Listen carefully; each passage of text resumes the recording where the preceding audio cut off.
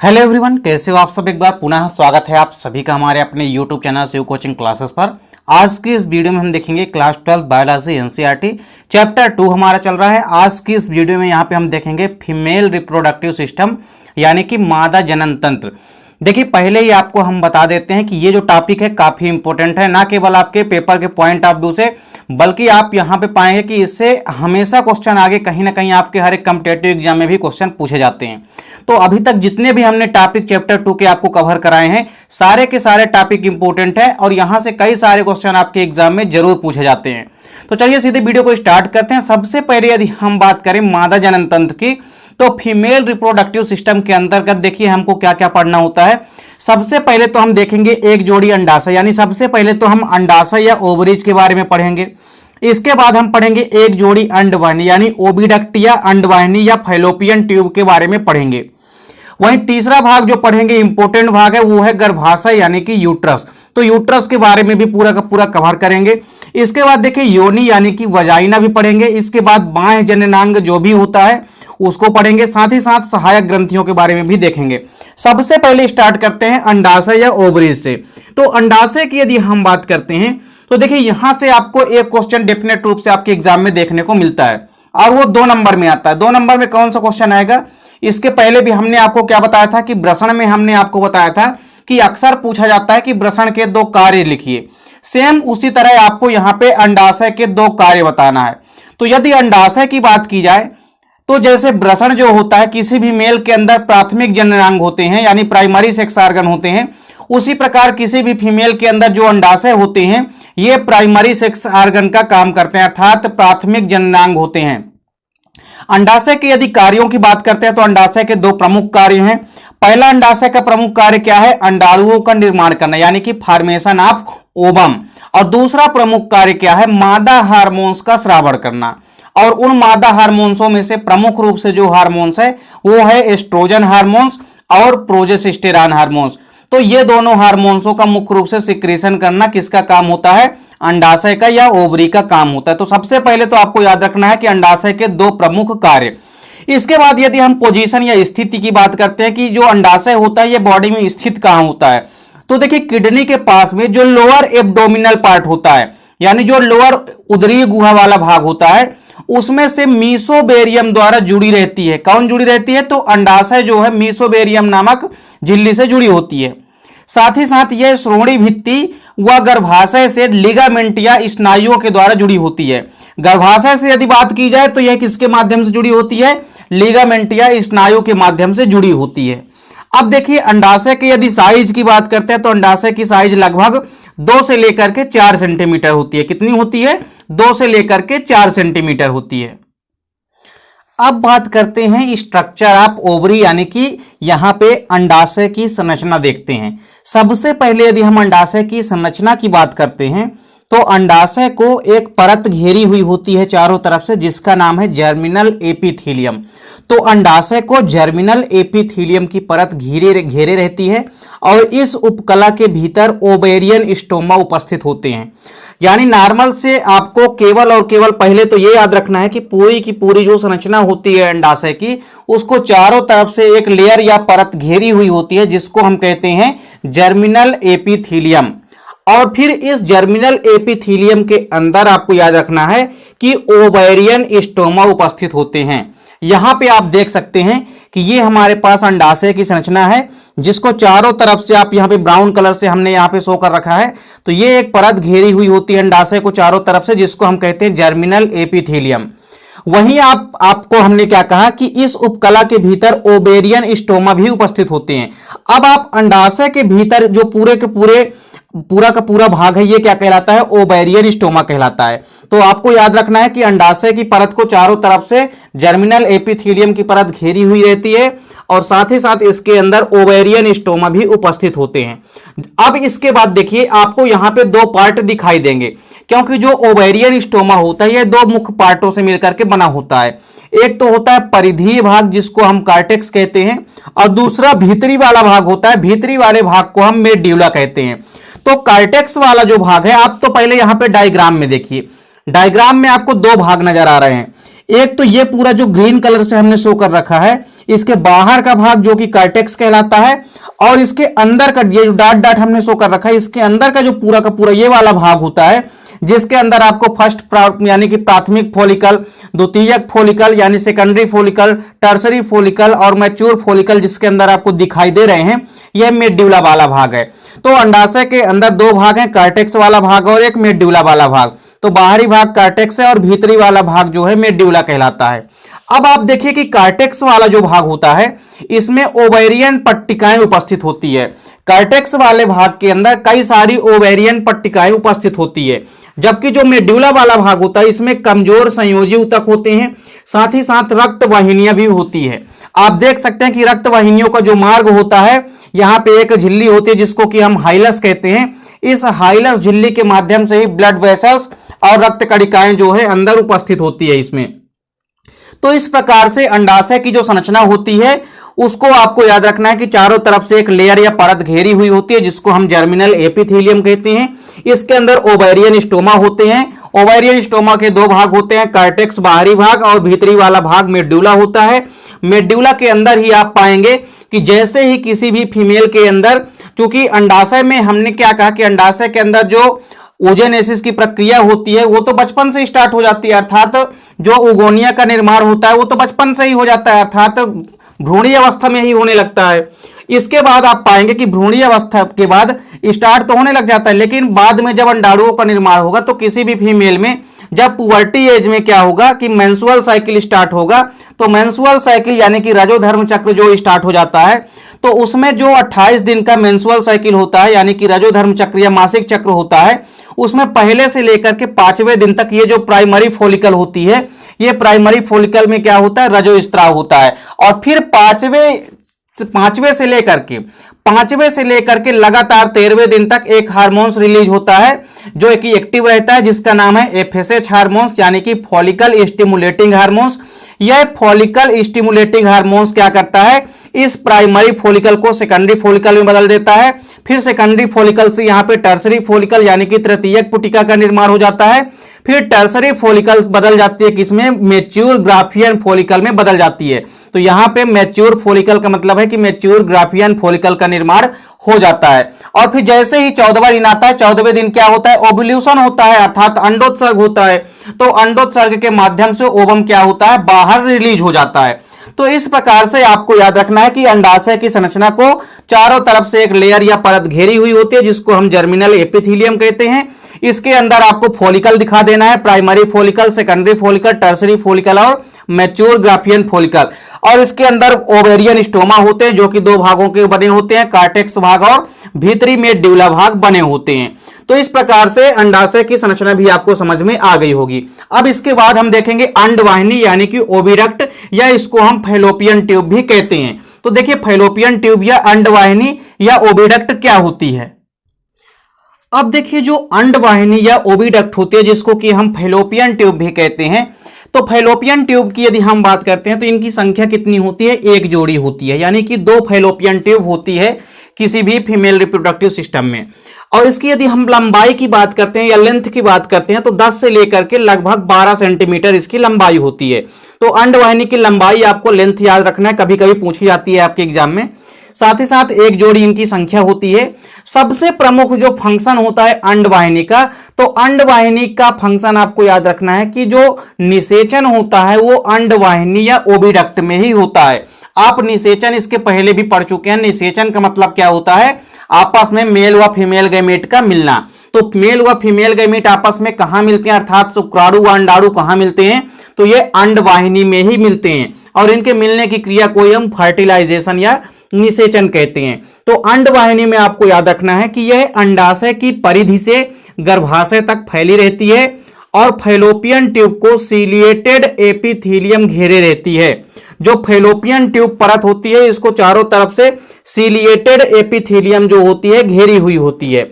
तो साथ ही साथ आपको सबसे इंपॉर्टेंट चीज क्या याद रखना है कि जो निषेचन होता है वो कहां होता है, अंडवाहिनी में ही होता है। तो आपको निषेचन से संबंधित अंडवाहिनी का यह चीज याद रखना है कि निषेचन हमेशा कहां याद रखना है। मानव में यदि निषेचन पूछे कहां होता है, तो मानव में निषेचन आपको बताना है कि मादा के अंडवाहिनी नलिका यानी कि फैलोपियन ट्यूब में होता है। अब आप पाएंगे कि जो अंडवाहिनी होती है इसके तीन प्रमुख भाग होते हैं, कीप भाग या इनफंडिबुलम वाला भाग होता है, दूसरा भाग होता है एम्पुला और तीसरा भाग होता है इस्थमस। इसको तीनों भागों को समझने से पहले सबसे पहले तो आप यहां पे फीमेल रिप्रोडक्टिव सिस्टम का डायग्राम देखिए और इस डायग्राम के माध्यम से आप देखेंगे कि जो अंडवाहिनी होती है उसके कितने भाग हैं। तो सबसे पहले यहां पे हमने फीमेल रिप्रोडक्टिव सिस्टम का डायग्राम हमने यहां पे शो कर रखा है। इसमें आप देख सकते हैं कि हमने क्या कहा कि जो अंडवाहिनी होती है 10 से लेकर के 12 सेंटीमीटर लंबी नलिका होती है। तो देखिए अंडवाहिनी की संख्या होती है 2। इधर साइड भी आप पाएंगे कि यहां से लेकर के यहां तक का पूरा भाग, यहां से लेकर के यहां तक का पूरा भाग क्या कहलाता है, यह पूरा का पूरा भाग कहलाता है अंडवाहिनी वाला भाग। तो अंडवाहिनी वाला जो भाग होता है यह अंडाशय की परिधि से लेकर के गर्भाशय तक फैला होता है। ये देखिए ये अंडाशय है, दोनों साइड अंडाशय भी होते हैं। अंडाशय की संख्या भी कितनी होती है, 2 होती है किसी भी फीमेल के अंदर। तो अंडाशय की परिधि से लेकर, मतलब अंडाशय जैसे ही खत्म हो गया यहाँ पे अंडाशय की ये जो परिधि है यहां से लेकर के अंडवाहिनी की शुरुआत हो रही है और कहां तक जा रही है अंडवाहिनी, यूट्रस यानी कि गर्भाशय के स्टार्टिंग बिंदु तक। तो ये गर्भाशय तक फैली रहती है, कहां से लेकर के, यह अंडाशय की परिधि से लेकर के गर्भाशय तक फैली रहती है, अर्थात गर्भाशय के यहां वाले भाग तक इसका पूरा का पूरा आप पाएंगे कि इसकी लंबाई 10 से लेकर के 12 सेंटीमीटर होती है। तो पूरी की पूरी जो अंडवाहिनी होती है या अंडवाहिनी नलिका या ओविडक्ट जो होती है ये प्रमुख रूप से 3 भागों से मिलकर के बनी होती है। तो आप देख सकते हैं कि इसके तीनों भाग कौन कौन से, डायग्राम में पहले आप तीनों भागों को समझ लीजिए। सबसे पहला जो स्टार्टिंग भाग यहां वाला ये जो भाग है ये क्या कहलाता है, झालर वाला भाग कहलाता है, जिसमें आपको झालर नुमा संरचना दिखाई देती है। और इस भाग को हम कहते हैं इनफंडिबुलम। क्या कहते हैं इसे, हम इनफंडिबुलम कहते हैं। जबकि इसके ऊपरी वाला भाग इसको हम कहते हैं एम्पुला। और जो अंतिम वाला भाग यहां से लेकर के यहां तक वाला जो भाग होता है, जिस भाग में मुक्तया निषेचन होता है, उसको हम कहते हैं इस्थमस भाग।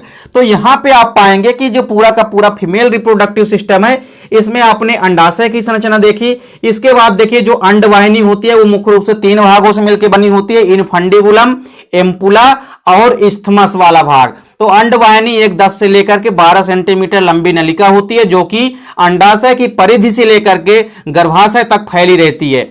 अब इसमें आप पाएंगे कि जो पूरा का पूरा अंडवाहिनी है 3 भागों से मिलकर बना होता है। पहला जो भाग होता है उसको हम कीप भाग कहते हैं, इंग्लिश में इसको हम कहते हैं इनफंडिबुलम। इनफंडिबुलम की यदि हम बात करते हैं तो यह अंडवाहिनी का वह भाग है जो अंडाशय के निकट होता है, अर्थात अंडाशय के जो निकट सबसे भाग होता है अंडवाहिनी का वो इनफंडिबुलम होता है। और यह कीप के समान होता है। कीप के समान का मतलब है कि इसके नीचे का भाग चौड़ा होगा और ऊपरी भाग जो है सकरा होगा। तो यह कीप के समान होता है तथा यह एक उदरी गुहा के छिद्र द्वारा खुलता है जिसे हम ओस्टियम कहते हैं। यह उदरी गुहा में एक छिद्र के द्वारा खुलता है जिसे हम क्या कहते हैं, ओस्टियम कहते हैं। और इनके किनारों पर आप पाएंगे कि अंगुली नुमा प्रवर्ध पाए जाते हैं जिन्हें हम क्या कहते हैं, झालर कहते हैं। हमने आपको पहले ही कहा कि जैसे आपके फिंगर होती है अर्थात हाथ की जैसे ही उंगलियां होती है, सेम लाइक उसी प्रकार आप पाएंगे कि कई सारी उंगली नुमा प्रवर्ध पाए जाते हैं जिन्हें हम क्या कहते हैं, झालर कहते हैं। और अंडोत्सर्ग के बाद जो अंडाणु होते हैं उनको एकत्रित करने में इनका प्रमुख योगदान होता है। अर्थात जो इनफंडिबुलम वाला भाग होता है यह सबसे पहले अंडाणुओं को एकत्रित करने का अर्थात इकट्ठा करने का काम करता है, क्योंकि जैसे ही अंडाशय से अंडाणु बाहर निकलेंगे उसको सबसे पहले ग्रहण कौन करेगा, इनफंडिबुलम भाग। क्यों, क्योंकि यह सबसे पास में है अंडाशय के। अब इसके बाद देखिए जो दूसरा भाग होता है वो होता है एम्पुला और यह अंडवाहिनी के चौड़े भाग में खुलता है। यानी कहने का मतलब यह है कि जैसे ही आप देखेंगे अंडवाहिनी के जैसे ही जो भाग देखेंगे उनमें जो आप पाएंगे कि सबसे जो पहला भाग होता है ये पहला भाग जो कि अंडाशय, ये चूंकि अंडाशय हो गया, अंडाशय के सबसे निकट ये जो झालर नुमा भाग होता है जिसमें कि उंगली नुमा आपको कई सारे प्रवर्ध दिखाई देते हैं जिसे हम झालर कहते हैं। तो ये जो झालर नुमा संरचना दिखाई देती है जिसको हम कहते हैं इनफंडिबुलम यानी कीप भाग। तो पहला भाग होता है इनफंडिबुलम भाग जिसमें झालर के समान कई सारे अंगुली नुमा प्रवर्ध पाए जाते हैं। और ये जो बीच वाला मध्य भाग होता है एम्पुला वाला भाग होता है, ये एक चौड़े भाग में खुलता है जिसको कि हम क्या कहते हैं, एम्पुला कहते हैं। अब देखिए तीसरा वाला जो भाग है वो है इस्थमस। इस्थमस की यदि हम बात करते हैं तो यह अंडवाहिनी का अंतिम और सकरा भाग होता है जिसमें कि एक संकीर्ण गुहा होती है और यह भाग अंडवाहिनी को गर्भाशय से जोड़ता है। और अंडवाहिनी को गर्भाशय से जोड़ने का जो काम होता है वो होता है इस्थमस का। आप यहाँ पे देख भी सकते हैं कि यहाँ पे हमने क्या कहा कि अंडवाहिनी 3 भागों से मिलकर के बनी है। इधर साइड भी एक देख सकते हैं इनफंडिबुलम वाला भाग है, एक इधर भी इनफंडिबुलम वाला भाग है, एक एम्पुला यहाँ पे है, एम्पुला इधर भी होगा क्योंकि अंडवाहिनी 2 होती है।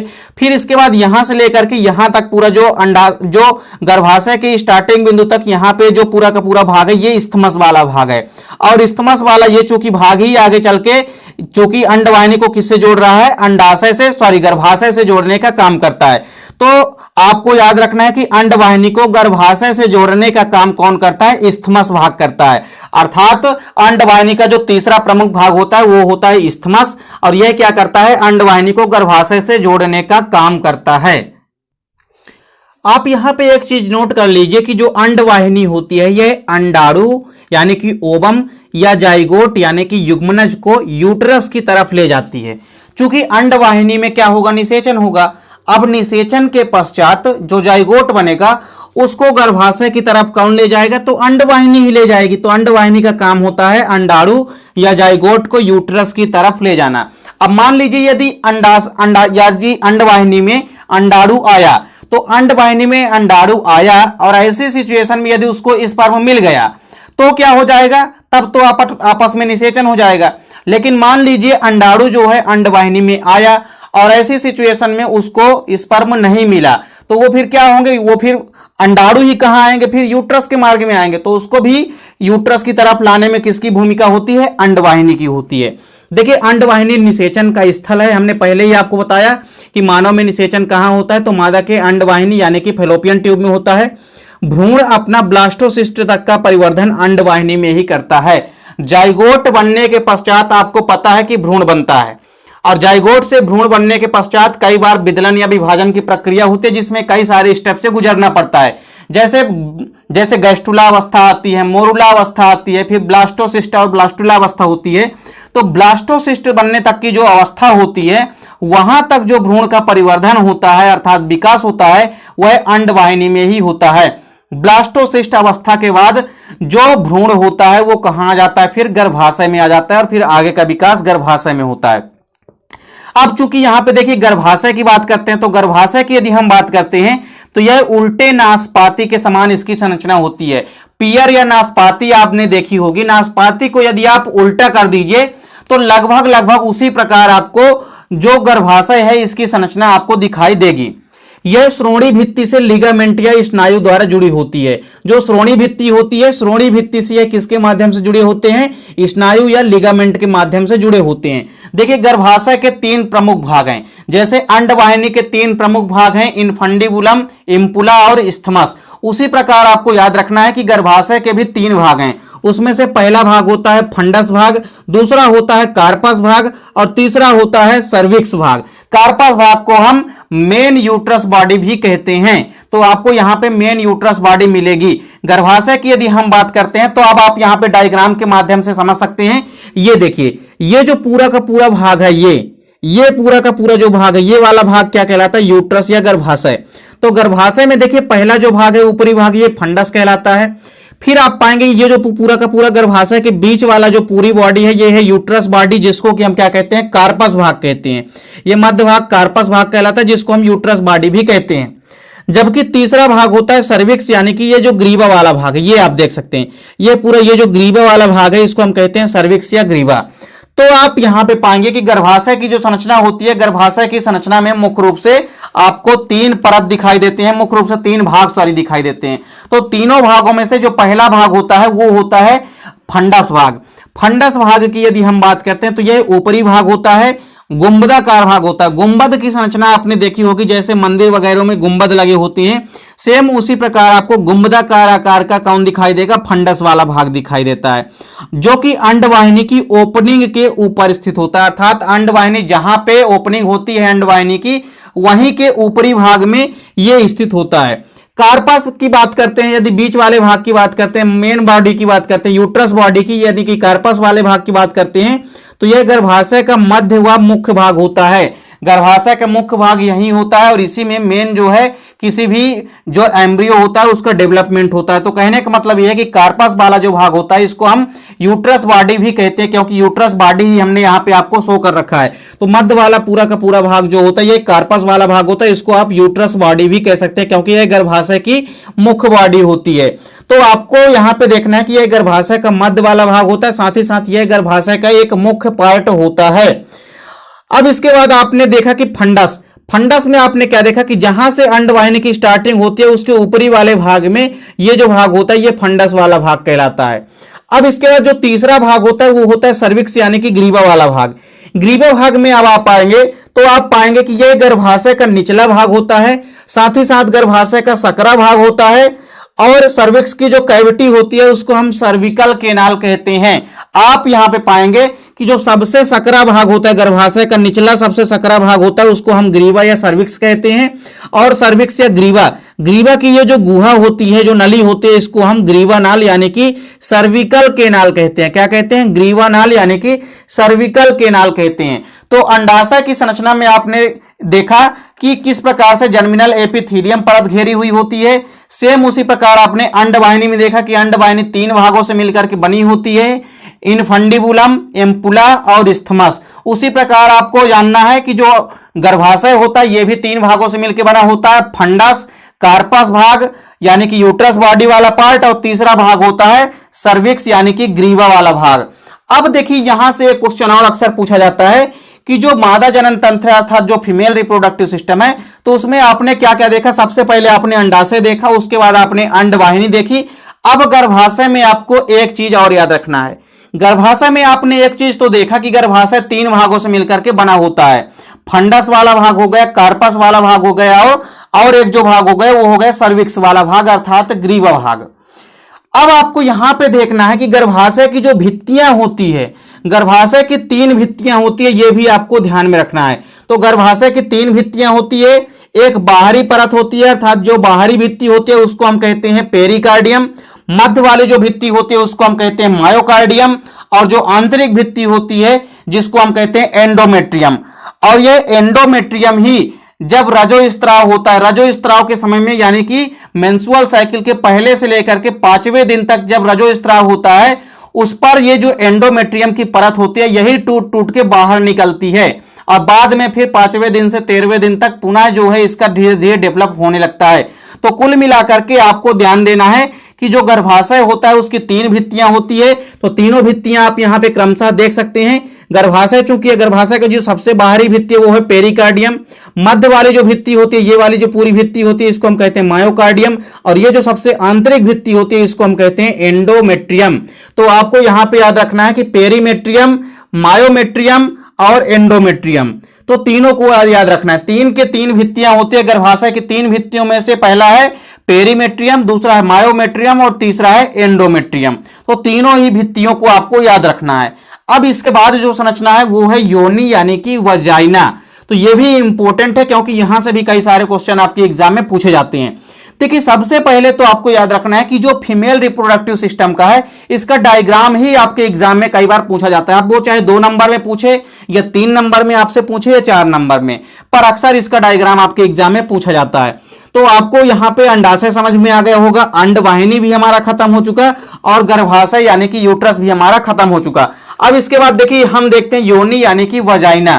तो योनि या वजाइना की जब हम संरचना देखते हैं तो देखिए गर्भाशय की जो ग्रीवा होती है यह आगे बढ़ करके एक पेशीय लचली नलिका के रूप में खुलती है जिसे हम क्या कहते हैं, योनि कहते हैं।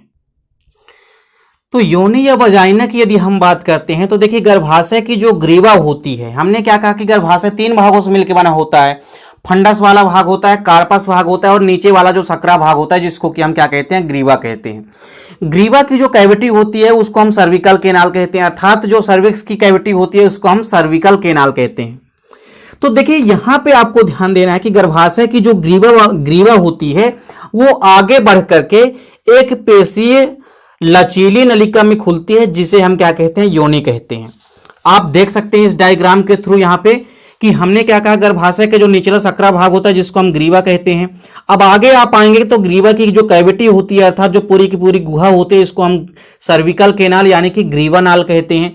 तो ये सर्विकल केनाल आगे चल के एक पतली नचीली संरचना में खुलती है, जिसे हम क्या कहते हैं, योनि या वजाइना कहते हैं।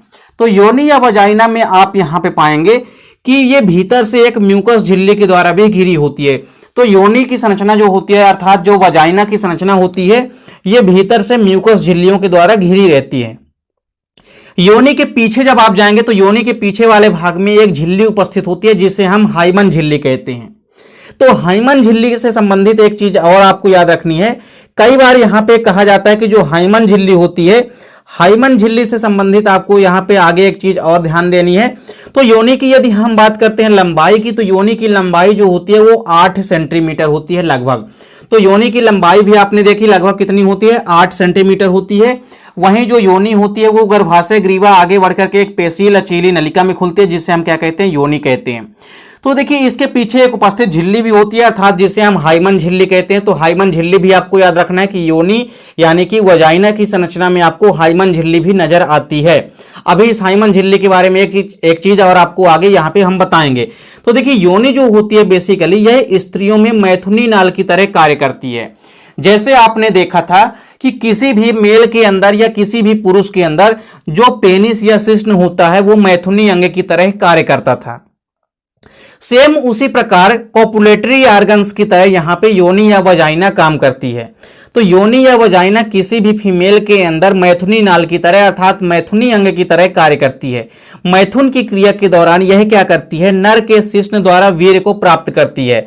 अर्थात जब आपस में कॉपुलेशन या मैथुन की क्रिया होती है तो उसके दौरान जो पुरुष का शिश्न या पेनिस होता है उसके माध्यम से वीर्य को प्राप्त करती है कौन, वजाइना। तो वजाइना में वीर्य को गिरा दिया जाता है किसके माध्यम से, पेनिस या शिश्न के माध्यम से। तो यह चीज आपको याद रखनी है कि जो योनि होती है वो किसी भी स्त्रियों के मैथुनी अंग की तरह कार्य करती है और जो मैथुन की क्रिया होती है उसमें मुख्य रूप से योनि या वजाइना ही भाग लेती है। और आपको याद रखना है कि यह मैथुन क्रिया के दौरान नर के शिश्न से वीर्य को प्राप्त करती है। इसके अतिरिक्त जो योनि होती है वो गर्भाशय से उत्पन्न होने वाले जो मासिक स्राव होता है उसके निष्कासन हेतु पथ उपलब्ध कराती है। हमने आपको क्या कहा कि गर्भाशय की जो एंडोमेट्रियम होती है, जो गर्भाशय की आंतरिक परत होती है, ये गर्भाशय की आंतरिक परत जैसे ही मेंस्ट्रुअल साइकिल स्टार्ट होती है अर्थात जैसे ही मासिक चक्र स्टार्ट होता है तो पहले से लेकर के 5वें दिन तक रजो स्त्राव होता है। तो उस रजो स्त्राव के दौरान जो रजो का स्त्राव होगा उसको भी बाहर निकलने के लिए कौन मार्ग प्रदान करती है, योनि या वजाइना। तो योनि या वजाइना के माध्यम से ही पहले से 5वें दिन तक मेंस्ट्रुअल साइकिल के जो रजो स्त्राव होगा उसमें से जो बाहर निकलेगा वो किसके माध्यम से निकलेगा, वो निकलेगा योनि या वजाइना के माध्यम से। तो दोनों चीजें आपको याद रखनी है, मैथुनी अंग की तरह कार्य करता है योनि या वजाइना। और आपको याद रखना है कि पुरुषों से जो वीर्य होता है उसको प्राप्त किया जाता है शिश्न के माध्यम से या पेनिस के माध्यम से, तो ये योनि में ही प्राप्त किया जाता है। इसके अतिरिक्त आप पाएंगे कि जो योनि या गर्भाशय होती है इसे उत्पन्न जो मासिक स्त्राव के कारण होता है निष्कासन पथ उपलब्ध कराती है। अर्थात गर्भाशय से जो एंडोमेट्रियम टूट टूट के बाहर निकलती है उसके लिए भी मार्ग कौन उपलब्ध कराती है, योनि या वजाइना। तो अब इसके बाद आप जब बाह्य जननांग देखेंगे तो बाह्य जननांग को पूरे के पूरे बाह्य जननांग को इसे हम सामूहिक रूप से क्या कहते हैं, भाग कहते हैं। तो आप यहां पे पाएंगे कि पूरी की पूरी ये जो योनि या वजाइना की संरचना होती है या भाग की संरचना होती है इसमें आपको कई सारे भाग देखने को मिलते हैं। तो सबसे पहले आप यहां पे थोड़ा सा डायग्राम देख सकते हैं।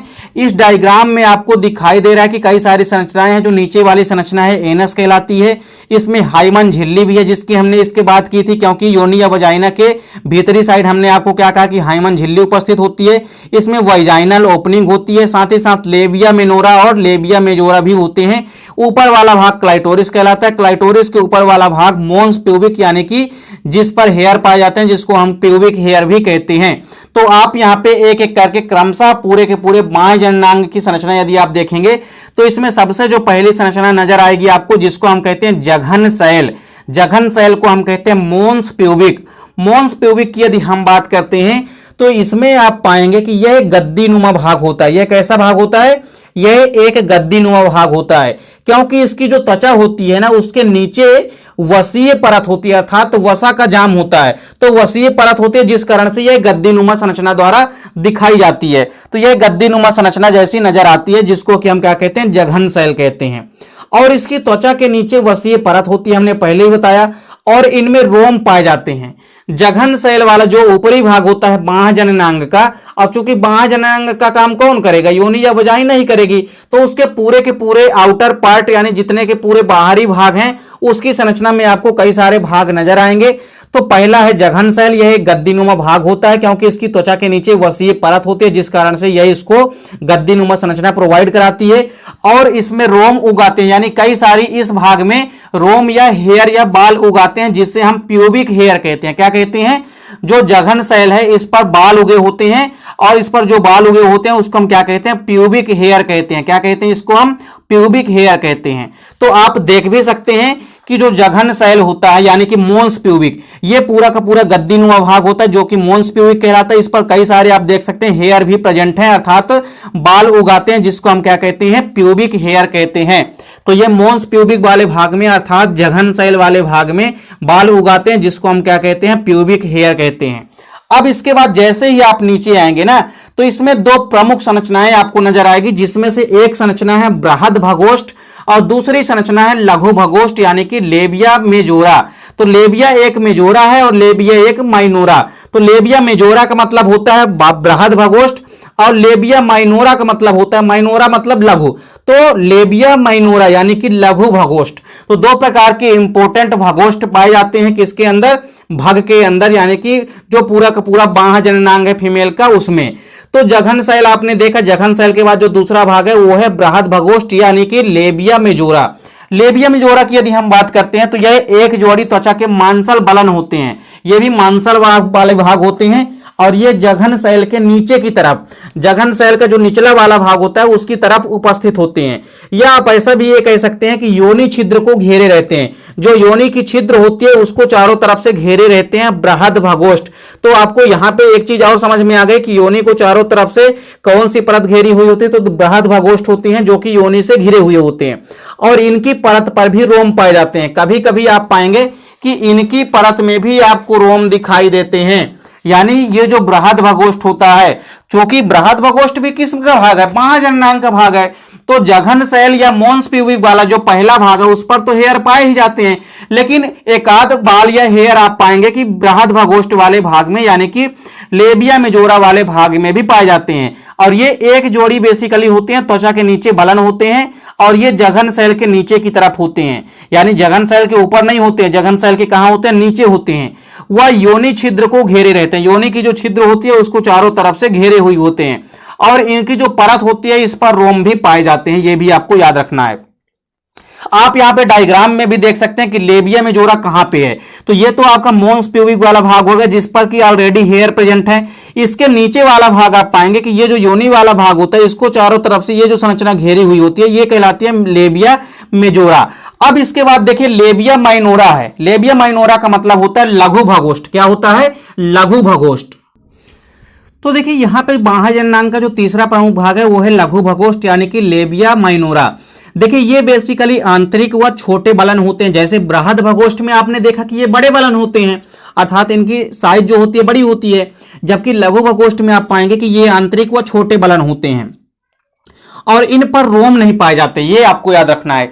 जो चूंकि आपका बृहद भगोष्ठ होता है, बृहद भगोष्ठ में रोम पाए जाते हैं, लेकिन लघु भगोष्ठ में कभी भी रोम नहीं पाए जाते हैं, क्योंकि ये उसके निचला परत होता है और आंतरिक परत होता है जो कि बृहद भगोष्ठ के नीचे होता है। अब इसके बाद आप पाएंगे कि एक भाग होता है क्लाइटोरस। तो क्लिटोरिस जो वाला भाग होता है, क्लाइटोरिस वाला भाग भी आपको याद रखना है। आप डायग्राम में भी देख सकते हैं कि क्लाइटोरिस कहां पर होता है। तो यह बेसिकली लेबिया माइनोरा के अग्र कोने पर स्थित होते हैं। जो लेबिया माइनोरा होता है, लेबिया माइनोरा का जो आगे वाला कोना होता है वहां पर स्थित होते हैं, और यह एक संवेदी वाला भाग होता है जो कि अंगुली नुमा संरचना होती है, और यह मूत्र छिद्र के बाहर ऊपरी पाई जाती है, यानी मूत्र छिद्र के बाहर ऊपर की ओर पाई जाती है। तो आप यहां पे देख सकते हैं कि जो वाइजाइनल की ओपनिंग होती है, अर्थात यहां पे आप देख सकते हैं कि जो लेबिया माइनोरा होता है, लेबिया माइनोरा के अग्रभाग में जो संरचना होती है वो क्या कहलाती है? वो कहलाती है क्लाइटोरिस। तो आप क्लाइटोरिस भी देख सकते हैं, यहां पे ये संरचना जो है ये है क्लाइटोरिस। तो हमने कहा कि लेबिया माइनोरा, ये लेबिया माइनोरा, लेबिया माइनोरा जैसे ही खत्म होगी इसको ऊपरी वाले भाग में क्या है? क्लाइटोरिस उपस्थित होता है। तो यहां पे अब आप पाएंगे कि क्लाइटोरिस में हमने क्या कहा कि यह लेबिया माइनोरा के अग्र कोने पर स्थित होता है और साथ ही साथ एक संवेदी अंगुलीनुमा संरचना होती है और यह मूत्र छिद्र के बाहर ऊपर की ओर पाई जाती है। जहां पे मूत्र छिद्र होता है उसके ऊपर की ओर और बाहर साइड ये पाई जाती है क्लाइटोरिस की परत। इसके बाद देखिए एक परत है योनि छिद्र यानी कि जिसको हम कहते हैं हाइमन, और ये काफी इंपॉर्टेंट चीज है। हमने बीच में इसीलिए कहा था कि अभी हाइमन जो है आगे आपको बाह्य जननांग में पढ़ने को मिलेगा। तो हाइमन की यदि हम बात करते हैं तो जो योनि होती है, योनि छिद्र पर एक पतली झिल्ली उपस्थित रहती है जिसे हम क्या कहते हैं, हाइमन कहते हैं, और यह प्रथम संसर्ग के दौरान फट जाती है। यानी जब पहली बार मैथुन की क्रिया होती है उस दौरान यह हाइमन झिल्ली क्या हो जाती है, फट जाती है। बेसिकली आप पाएंगे कि इसके अलावा यह हाइमन झिल्ली कभी कभी ना केवल आप यहां पे केवल ये नहीं कह सकते हैं कि प्रथम संसर्ग के दौरान यानी पहली भाग संभोग के दौरान ये हाइमन झिल्ली फट जाती है। ऐसा नहीं है कि केवल संभोग के दौरान ही हाइमन झिल्ली फटती है, इसके अलावा और कई सारे रीजन हैं जिसके माध्यम से हाइमन झिल्ली फट सकती है। जैसे कई सारी एक्टिविटीज हैं, जैसे शारीरिक व्यायाम करते समय भी हाइमन झिल्ली फट सकती है। इसके अलावा घुड़सवारी करते समय व साइकिलिंग करते समय या साइकिल चलाने के समय भी ये परत या हाइमन झिल्ली टूट सकती है। और कुछ मादाओं में लैंगिक संसर्ग के बाद भी हाइमन उपस्थित रहती है। लेकिन कभी कभी कुछ मादाओं में क्या होता है कि संभोग या संसर्ग के दौरान भी आप पाएंगे कि उसके बाद भी हाइमन झिल्ली उपस्थित होती है। तो योनि छिद्र या हाइमन झिल्ली भी आप यहाँ पे डायग्राम के माध्यम से देख सकते हैं। तो योनि या वजाइना की संरचना आप देख पा रहे हैं। इस योनि या वजाइना की संरचना के अंदर आपको ये जो हाइमन झिल्ली दिखाई दे रही है ये प्रथम संसर्ग यानी कि संभोग के दौरान फट जाती है। लेकिन यह भी नहीं है कि यह केवल संभोग के दौरान या संसर्ग के दौरान ही फटती है। इसके अलावा यह घुड़सवारी करते समय या साइकिल चलाते समय या अन्य एक्टिविटीज यानी कि अन्य सारे क्रियाकलाप या शारीरिक व्यायाम करते समय भी हाइमन झिल्ली फट सकती है। तो हाइमन झिल्ली यदि फट गई है इसका मतलब ये नहीं है कि कोई भी महिला जो है संभोग करा चुकी है, या आप ऐसा भी नहीं कह सकते हैं। तो चूंकि कई सारे इसके रीजन हैं, हाइमन झिल्ली कई सारे बाहरी रीजनों के कारण भी क्या हो जाती है, कभी कभी नष्ट हो जाती है। तो आप यदि स्क्रीनशॉट लेना चाहते हैं यहाँ पे तो बाह्य जननांग का आप स्क्रीनशॉट भी ले सकते हैं यहाँ पे। इसके अलावा आप यदि यहाँ पे पूरा का पूरा फीमेल रिप्रोडक्टिव सिस्टम यानी कि मादा जनन तंत्र का यदि आप स्क्रीनशॉट लेना चाहते हैं तो आप आसानी से ले सकते हैं। सबसे पहले आप ऊपरी भाग का लीजिए, फिर इसके बाद फिर आप निचले वाले भाग का ले लेंगे। तो यहाँ पे आप पा रहे हैं कि ये पूरा का पूरा भाग है, इसका भी आप स्क्रीनशॉट ले लीजिए एक बार। तो चूंकि यहां पे देखिए जितना भी फीमेल रिप्रोडक्टिव का पार्ट है यानी जो कि आपका पूरा मादा जनन तंत्र का पार्ट है, इससे कई सारे क्वेश्चन आपकी एग्जाम में डेफिनेट रूप से पूछे जाएंगे। तो इनको आपको अच्छे से इन टॉपिकों को क्लियर करना है, क्योंकि चैप्टर 2 एक ऐसा चैप्टर है जिसमें से कई सारे वस्तुनिष्ठ क्वेश्चन भी आपके एग्जाम में पूछे जाते हैं। और पूरे के पूरे जो वस्तुनिष्ठ क्वेश्चन है ना वो अधिकतर इन्हीं टॉपिकों से पूछे जाते हैं। वो तो उसमें से आपका एक हो गया मेल रिप्रोडक्टिव सिस्टम, दूसरा हो गया फीमेल रिप्रोडक्टिव सिस्टम, और तीसरे भाग जो हो गए वो हो गए आपके गैमेटोजेनेसिस यानी कि स्पर्मेटोजेनेसिस और ऊजेनेसिस। इनसे अधिकतर क्वेश्चन आपके एग्जाम में पूछे जाते हैं। तो उम्मीद करता हूं कि वीडियो पसंद आई होगी। पूरा का पूरा मादा जनन तंत्र उम्मीद करता हूं कि आपको समझ में आ गया होगा। मिलते हैं नेक्स्ट वीडियो में, तब तक के लिए जय हिंद, वंदे मातरम।